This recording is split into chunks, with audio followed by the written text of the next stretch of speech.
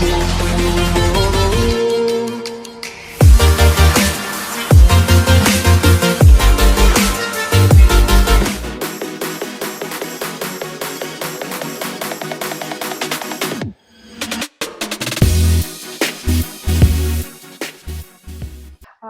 may I request Mr. Samir Shah to kindly share his insights on this particular theme? First of all, thank you so much for having me on the panel.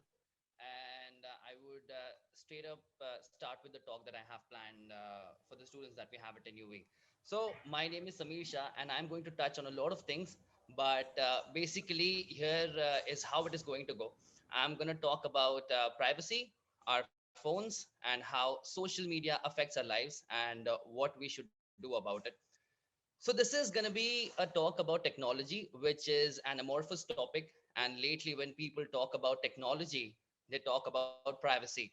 And when we talk about privacy, we talk about the big corporations being involved and how these huge entities like Facebook are spying on us constantly, which is kind of true. But I don't really care. I am fine with anybody spying on me. It's cool. I don't do anything interesting. But there might be a lot of us who do care because of these phones we all have. We are always accessible. No matter where we are, no matter what we're doing, people can get to us, whether it is through text, email, Facebook, or Instagram. They can contact you and they can get mad at you if you do not respond. And I am not talking about our mothers alone. Before people found cell phones, you could just be out, and that was it. Imagine walking out of your house in the morning and everyone just had to trust that you would be back. But now we're connected, and our phones, give us the responsibilities that come with it. So, in a very real sense, we don't have a private life anymore. As long as you have your phones, you're in some way connected to other people. They have access to us. We have allowed our private lives to become public. What this means is with a smartphone and the access it allows, the line of separation in our lives have been eroded. Our work, our responsibilities, our relationship with our family, our personal life are now very much intertwined. You can probably you can never be entirely focused on one group that we have, because we can never be entirely focused on one thing. Have you ever had a conversation with anybody, and while you're talking to them, they just pulled out their phone and they start looking at it? It is crazy how much this happens to me, because maybe it might be a possibility that they probably get bored of the conversation. And this allows me to introduce you to a very catchy phrase that is called the goldfish effect.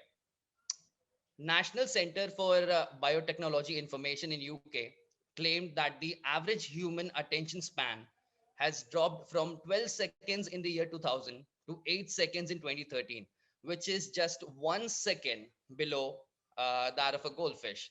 They have drawn a relation between media multitasking that we all do and the attention deficit. Coming back to the students and everybody who uses social media, have you ever had a great time on Facebook? Have you ever logged in, scrolled down your news feed, and thought, wow, that is an incredible experience? I believe never. I feel like a much better and more informed person now that I know that six of my friends are going to Goa. Has it ever happened to you that it makes you feel happy? I believe not. 90% of my news feed is people checking into events and changing their profile pictures. So, why do we keep coming back? Because social media is a compulsion. We compulsively check social media to see what has changed, to see if anyone has favored it or retweeted a tweet, mentioned us in a comment, or liked a photo of us.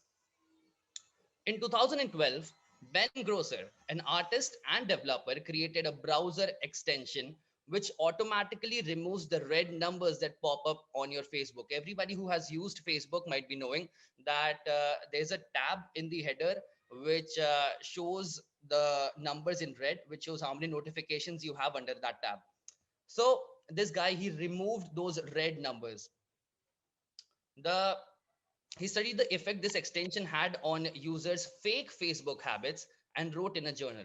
The dots activate the desire for more, driving users to want more likes and more comments, and add more friends, and inspired users to craft self-imposed rules around these numbers, guiding them on how, when, and with whom to interact. When the red numbers were removed, people checked into Facebook at significantly lower rates. So obviously, we're in large part motivated to check Facebook because of these red shiny numbers. But why do they have this effect on us? The reason the red numbers are so compelling is because we associate them with positive emotions, with being liked and being thought of as human beings. We are constantly seeking attention, validation, and the programmers behind Facebook and other social media interfaces have engineered their platform to take advantage of the fact that we keep coming back to Facebook for shiny red numbers. Another interesting thing integrated with social media is the scroll. Infinite scrolling is a design pattern where content is continually loaded into the interface as the user scrolls downwards. Logically, you might think it is a very user friendly design pattern to be used in the web and mobile sites, but there is more to it. If you're spending hours together scrolling, even if you do not like your newsfeed like I do, infinite scroll is supposed to be blamed.